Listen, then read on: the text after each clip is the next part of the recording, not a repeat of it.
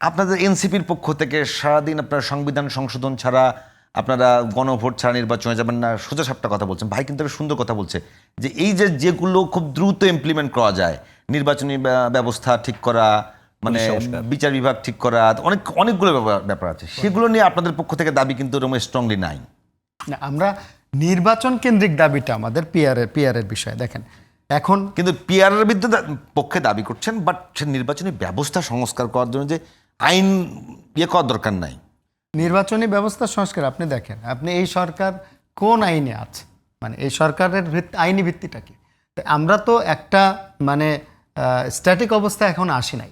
Static অবস্থা, একটা দেশ একটা স্ট্যাটিক অবস্থা আসতে গেলে নির্বাচন প্রয়োজন।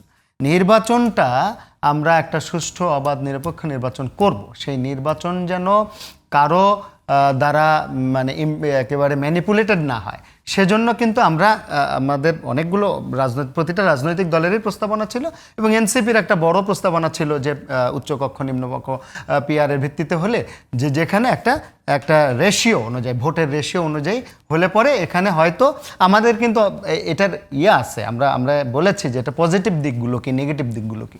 পজিটিভ দিকগুলোর কিন্তু আমরা বলেছি যে এখানে মানুষের জনগণের ভোটের প্রতিফলনটা সরাসরি আসবে।